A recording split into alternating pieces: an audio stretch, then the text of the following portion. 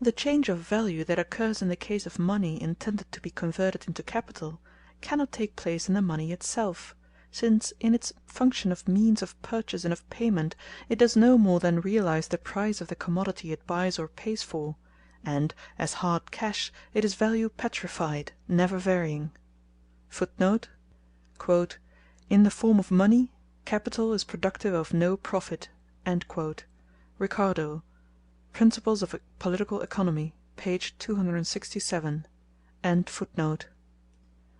Just as little can it originate in the second act of circulation, the resale of the commodity, which does no more than transform the article from its bodily form back again into its money form. The change must, therefore, take place in the commodity bought by the first act, M.C., but not in its value, for equivalents are exchanged, and the commodity is paid for at its full value. We are therefore forced to the conclusion that the change originates in the use value, as such, of the commodity, i.e. in its consumption.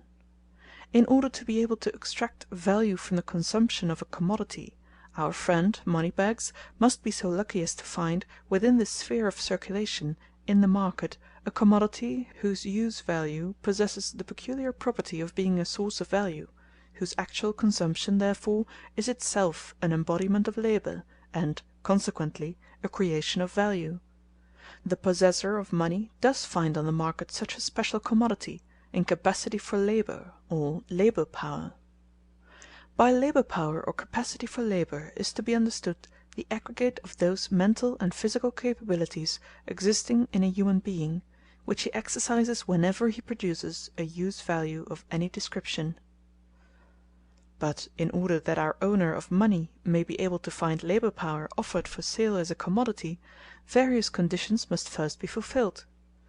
The exchange of commodities of itself implies no other relations of dependence than those which result from its own nature.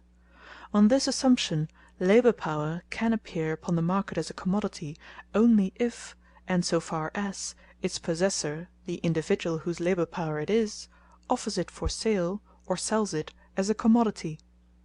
In order that he may be able to do this, he must have it at his disposal, must be the untrammelled owner of his capacity for labour, i.e. of his person. [Footnote: In encyclopedias of classical antiquities we find such nonsense as this: that in the ancient world capital was fully developed, "except that the free labourer and a system of credit was wanting." Mommsen also, in his History of Rome, commits, in this respect, one blunder after another. He and the owner of money meet in the market, and deal with each other as on the basis of equal rights, with this difference alone, that one is buyer, the other seller; both therefore equal in the eyes of the law. The continuance of this relation demands that the owner of the labour power should sell it only for a definite period, for if he were to sell it rump and stump, once for all, he would be selling himself, converting himself from a free man into a slave, from an owner of a commodity into a commodity. He must constantly look upon his labour power as his own property, his own commodity, and this he can only do by placing it at the disposal of the buyer temporarily, for a definite period of time. By this means alone can he avoid renouncing his rights of ownership over it. [Footnote: Hence legislation in various countries fixes a maximum for labour contracts. Wherever free labour is the rule, the laws regulate the mode of terminating this contract. In some states, particularly in Mexico, before the American Civil War, also in the territories taken from Mexico, and also, as a matter of fact, in the Danubian provinces till the revolution effected by Cusa, slavery is hidden under the form of peonage. By means of advances, repayable in labour, which are handed down from generation to generation, not only the individual labourer but his family become, de facto, the property of other persons and their families. Juarez abolished peonage. The so-called Emperor Maximilian re-established it by a decree which, in the House of Representatives at Washington, was aptly denounced as a decree for the reintroduction of slavery into Mexico. "I may make over to another the use, for a limited time, of my particular bodily and mental aptitudes and capabilities, because in consequence of this restriction they are impressed with a character of alienation with regard to me as a whole. But by the alienation of all my labour power and the whole of my work, I should be converting the substance itself, in other words, my general activity and reality, my person, into the property of another." Hegel, Philosophie des Rechts, Berlin, 1840, page 104, paragraph 67. The second essential condition to the owner of money finding labour power in the market as a commodity is this: that the labourer, instead of being in the position to sell commodities in which his labour is incorporated, must be obliged to offer for sale as a commodity that very labour power which exists only in his living self. In order that a man may be able to sell commodities other than labour power, he must of course have the means of production, as raw material, implements, etc. No boots can be made without leather. He requires also the means of subsistence. Nobody, not even "a musician of the future," can live upon future products, or upon use values in an unfinished state; and ever since the first moment of his appearance on the world's stage, man always has been, and must still be, a consumer, both before and while he is producing. In a society where all products assume the form of commodities, these commodities must be sold after they have been produced. It is only after their sale that they can serve in satisfying the requirements of their producer. The time necessary for their sale is superadded to that necessary for their production.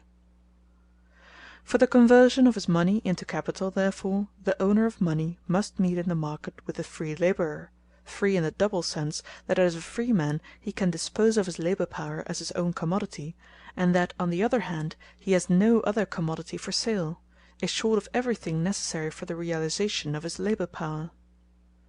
The question why this free labourer confronts him in the market has no interest for the owner of money, who regards the labour market as a branch of the general market for commodities; and for the present it interests us just as little.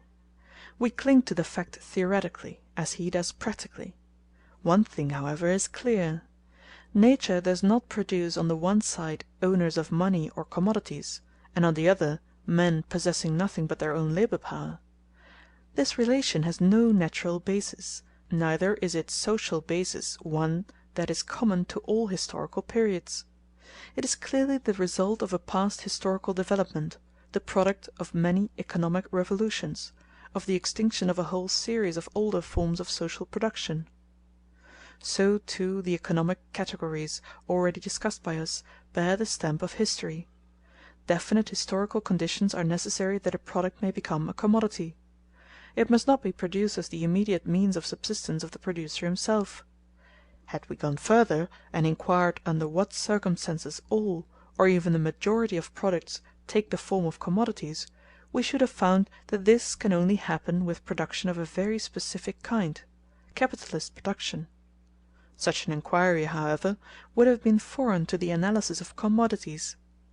Production and circulation of commodities can take place, although the great mass of the objects produced are intended for the immediate requirements of their producers, are not turned into commodities, and consequently social production is not yet by a long way dominated in its length and breadth by exchange value.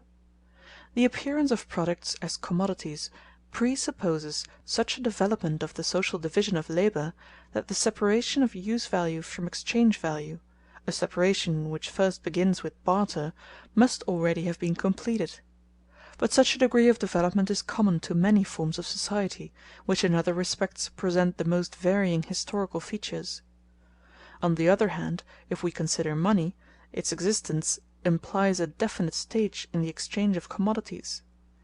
The particular functions of money which it performs, either as the mere equivalent of commodities or as means of circulation or means of payment, as hoard or as universal money, point, according to the extent and relative preponderance of the one function or the other, to very different stages in the process of social production.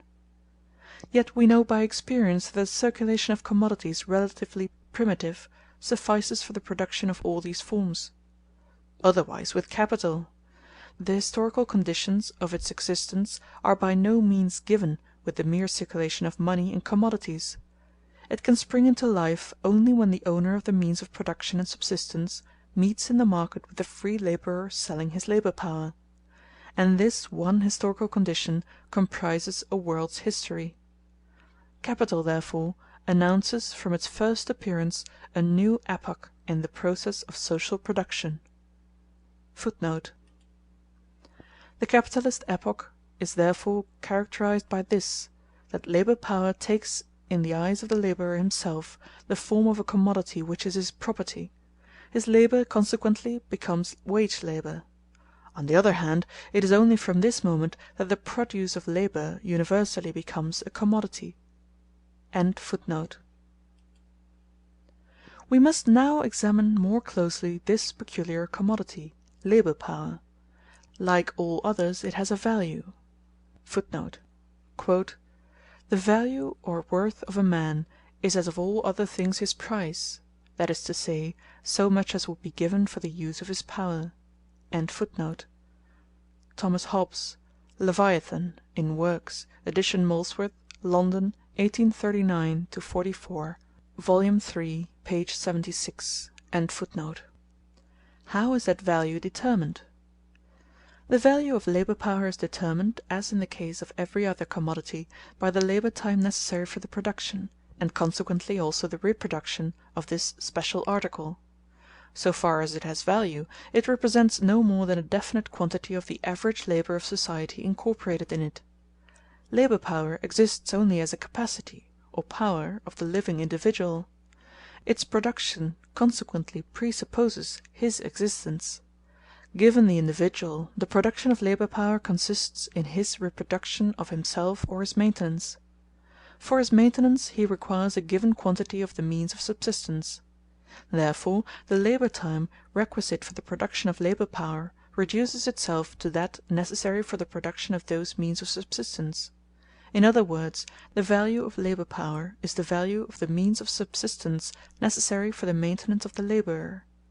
Labour power, however, becomes a reality only by its exercise; it sets itself in action only by working. But thereby a definite quantity of human muscle, nerve, brain, etc., is wasted, and these require to be restored. This increased expenditure demands a larger income. Hence the Roman Villicus, as overlooker of the agricultural slaves, received "more meagre fare than working slaves, because his work was lighter." Thomas Mommsen, Römische Geschichten, 1856, page 810. If the owner of labour power works to-day, to-morrow he must again be able to repeat the same process in the same conditions as regards health and strength. His means of subsistence must therefore be sufficient to maintain him in his normal state as a labouring individual. His natural wants, such as food, clothing, fuel, and housing, vary according to the climatic and other physical conditions of his country. On the other hand, the number and extent of his so-called necessary wants, as also the modes of satisfying them, are themselves the product of historical development, and depend therefore to a great extent on the degree of civilization of a country, more particularly on the conditions under which, and consequently on the habits and degree of comfort in which, the class of free labourers has been formed. Compare W.Th. Thornton, Overpopulation and its Remedy, London, 1846. In contradistinction therefore to the case of other commodities, there enters into the determination of the value of labour power a historical and moral element. Nevertheless, in a given country at a given period, the average quantity of the means of subsistence necessary for the labourer is practically known. The owner of labour power is mortal. If then his appearance in the market is to be continuous, and the continuous conversion of money into capital assumes this, the seller of labour power must perpetuate himself, "in the way that every living individual perpetuates himself, by procreation." Petty. The labour power withdrawn from the market by wear and tear and death must be continually replaced by, at the very least, an equal amount of fresh labour power. Hence the sum of the means of subsistence necessary for the production of labour power must include the means necessary for the labourer's substitutes, i.e. his children, in order that this race of peculiar commodity owners may perpetuate its appearance in the market. [Footnote: Its (labour's) natural price consists in such a quantity of necessaries and comforts of life as, from the nature of the climate and the habits of the country, are necessary to support the labourer, and to enable him to rear such a family as may preserve, in the market, an undiminished supply of labour. R. Torrens, An Essay on the External Corn Trade, London, 1815, p. 62. The word labour is here wrongly used for labour power. In order to modify the human organism so that it may acquire skill and handiness in a given branch of industry, and become labour power of a special kind, a special education or training is requisite, and this, on its part, costs an equivalent in commodities of a greater or less amount. This amount varies according to the more or less complicated character of the labour power. The expenses of this education, excessively small in the case of ordinary labour power, enter pro tanto into the total value spent in its production. The value of labour power resolves itself into the value of a definite quantity of the means of subsistence. It therefore varies with the value of these means, or with the quantity of labour requisite for their production. Some of the means of subsistence, such as food and fuel, are consumed daily, and a fresh supply must be provided daily. Others, such as clothes and furniture, last for longer periods, and require to be replaced only at longer intervals. One article must be bought or paid for daily, another weekly, another quarterly, and so on. But in whatever way the sum total of these outlays may be spread over the year, they must be covered by the average income, taking one day with another.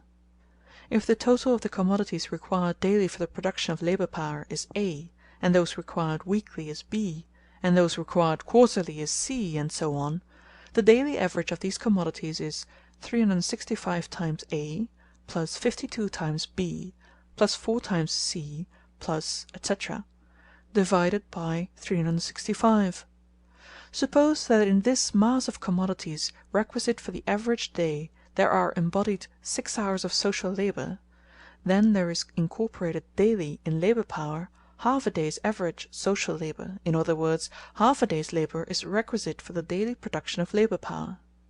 This quantity of labour forms the value of a day's labour power, or the value of the labour power daily reproduced. If half a day's average social labour is incorporated in 3 shillings, then 3 shillings is the price corresponding to the value of a day's labour power. If its owner therefore offers it for sale at 3 shillings a day, its selling price is equal to its value, and according to our supposition, our friend Moneybags, who is intent upon converting his 3 shillings into capital, pays this value. The minimum limit of the value of labour power is determined by the value of the commodities, without the daily supply of which the labourer cannot renew his vital energy, consequently by the value of those means of subsistence that are physically indispensable. If the price of labour power fall to this minimum, it falls below its value, since under such circumstances it can be maintained and developed only in a crippled state. But the value of every commodity is determined by the labour time requisite to turn it out so as to be of normal quality. It is a very cheap sort of sentimentality which declares this method of determining the value of labour power, a method prescribed by the very nature of the case, to be a brutal method, and which wails with Rossi that to comprehend capacity for labour, puissance de travail, at the same time that we make abstraction from the means of subsistence of the labourers during the process of production, is to comprehend a phantom, être de raison. When we speak of labour, or capacity for labour, we speak at the same time of the labourer and his means of subsistence, of labourer and wages." Footnote: Rossi, Cours d'économie politique, Bruxelles, 1842, page 370. When we speak of capacity for labour, we do not speak of labour any more than when we speak of capacity for digestion we speak of digestion. The latter process requires something more than a good stomach. When we speak of capacity for labour, we do not abstract from the necessary means of subsistence. On the contrary, their value is expressed in its value. If his capacity for labour remains unsold, the labourer derives no benefit from it, but rather he will feel it to be a cruel nature-imposed necessity that this capacity has cost for its production a definite amount of the means of subsistence, and that it will continue to do so for its reproduction. He will then agree with Sismondi, that capacity for labor is nothing unless it is sold. [Footnote: Sismondi, Nouveaux Principes, etc. Volume 1, page 112.] One consequence of the peculiar nature of labour power as a commodity is, that its use value does not, on the conclusion of the contract between the buyer and seller, immediately pass into the hands of the former. Its value, like that of every other commodity, is already fixed before it goes into circulation, since a definite quantity of social labour has been spent upon it; but its use value consists in the subsequent exercise of its force. The alienation of labour power and its actual appropriation by the buyer, its employment as a use value, are separated by an interval of time. But in those cases in which the formal alienation by sale of the use value of a commodity is not simultaneous with its actual delivery to the buyer, the money of the latter usually function as means of payment. [Footnote: All labour is paid after it has ceased. An inquiry into those principles respecting the nature of demand, etc. page 104. Le crédit commercial a dû commencer au moment où l'ouvrier, premier artisan de la production, a pu, au moyen de ses économies, attendre le salaire de son travail jusqu'à la fin de la semaine, de la quinzaine, du mois, du trimestre, etc. Charles Ganille, Des systèmes d'économie politique, 2nd edition, Paris, 1821, volume 2, page 150.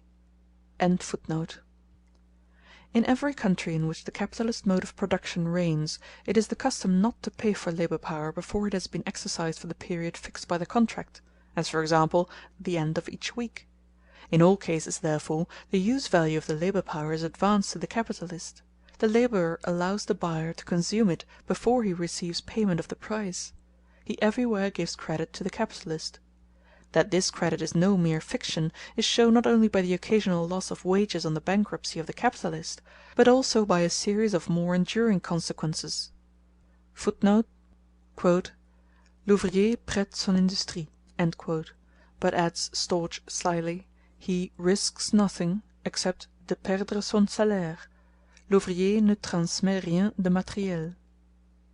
Storch, Cours d'économie politique, Petersburg, 1815, volume 2, page 37.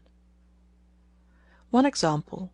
In London there are two sorts of bakers: the full-priced, who sell bread at its full value, and the undersellers, who sell it under its value. The latter class comprises more than 3/4 of the total number of bakers. Page Roman 32 in the report of H.S. Tremenhere, Commissioner to examine into the grievances complained of by the journeyman bakers, etc., London, 1862. The undersellers, almost without exception, sell bread adulterated with alum, soap, pearl ashes, chalk, Derbyshire stone dust, and such like agreeable, nourishing, and wholesome ingredients. See the above cited Blue Book, as also the report of the Committee of 1855 on the Adulteration of Bread, and Dr. Hassel's Adulterations Detected, 2nd edition, London, 1861. Sir John Gordon stated before the Committee of 1855 that in consequence of these adulterations, the poor man who lives on 2 pounds of bread a day does not now get 1/4 part of nourishing matter, let alone the deleterious effects on his health. Tremenhere states (Locus Aeteto, page Roman 48) as the reason why a very large part of the working class, although well aware of this adulteration, nevertheless accept the alum, stone dust, etc., as part of their purchase, that it is for them a matter of necessity to take from their baker or from the chandler's shop such bread as they choose to supply. As they are not paid their wages before the end of the week, they in their turn are unable to pay for the bread consumed by their families during the week before the end of the week. And Tremenhere adds on the evidence of witnesses, it is notorious that bread composed of those mixtures is made expressly for sale in this manner. In many English and still more Scotch agricultural districts, wages are paid fortnightly, and even monthly, With such long intervals between the payments, the agricultural labourer is obliged to buy on credit. He must pay higher prices, and is in fact tied to the shop which gives him credit. Thus, at Horningham, in Wilts for example, where the wages are monthly, the same flour that he could buy elsewhere at 1 shilling 10d. per stone costs him 2 shillings 4d. per stone. Sixth Report on Public Health by the Medical Officer of the Privy Council, etc., 1864, page 264. The block printers of Paisley and Kilmarnock enforced, by a strike, fortnightly instead of monthly payment of wages. Reports of the Inspectors of Factories for 31st October 1853, page 34. As a further pretty result of the credit given by the workman to the capitalist, we may refer to the method current in many English coal mines, where the labourer is not paid till the end of the month, and in the meantime receives sums on account from the capitalist, often in goods for which the miner is obliged to pay more than the market price. Truck system. It is a common practice with the coal masters to pay once a month, and advance cash to their workmen at the end of each intermediate week. The cash is given in the shop, i.e. the tommy shop which belongs to the master. The men take it on one side and lay it out on the other." Children's Employment Commission, 3rd Report, London, 1864, page 38, n. 192. Nevertheless, whether money serves as a means of purchase or as a means of payment, this makes no alteration in the nature of the exchange of commodities. The price of the labour power is fixed by the contract, although it is not realized till later, like the rent of a house. The labour power is sold, although it is only paid for at a later period. It will therefore be useful for a clear comprehension of the relation of the parties to assume provisionally that the possessor of labour power on the occasion of each sale immediately receives the price stipulated to be paid for it. We now know how the value paid by the purchaser to the possessor of this peculiar commodity, labour power, is determined. The use value which the former gets in exchange manifests itself only in the actual usufruct, in the consumption of the labour power. The money owner buys everything necessary for this purpose, such as raw material, in the market, and pays for it at its full value. The consumption of labour power is at one and the same time the production of commodities and of surplus value. The consumption of labour power is completed, as in the case of every other commodity, outside the limits of the market or of the sphere of circulation. Accompanied by Mr. Moneybags and by the possessor of labour power, we therefore take leave for a time of this noisy sphere, where everything takes place on the surface and in view of all men, and follow them both into the hidden abode of production, on whose threshold there stares us in the face "no admittance except on business." Here we shall see, not only how capital produces, but how capital is produced. We shall at last force the secret of profit making. This sphere that we are deserting, within whose boundaries the sale and purchase of labour power goes on, is in fact a very Eden of the innate rights of man. There alone rule freedom, equality, property, and Bentham. Freedom, because both buyer and seller of a commodity, say of labour power, are constrained only by their own free will. They contract as free agents, and the agreement they come to is but the form in which they give legal expression to their common will.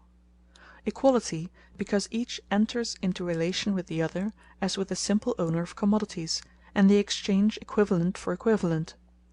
Property, because each disposes only of what is his own. And Bentham, because each looks only to himself. The only force that brings them together and puts them in relation with each other is the selfishness, the gain, and the private interests of each. Each looks to himself only, and no one troubles himself about the rest. And just because they do so, do they all, in accordance with the pre-established harmony of things, or under the auspices of an all-shrewd Providence, work together to their mutual advantage, for the common weal and in the interest of all. On leaving this sphere of simple circulation or of exchange of commodities, which furnishes the free trader vulgaris with his views and ideas, and with the standard by which he judges a society based on capital and wages, we think we can perceive a change in the physiognomy of our dramatis personae. He who before was the money owner now strides in front as capitalist; the possessor of labour power follows as his labourer. The one with an air of importance, smirking, intent on business; the other timid and holding back, like one who is bringing his own hide to market, and has nothing to expect but a hiding.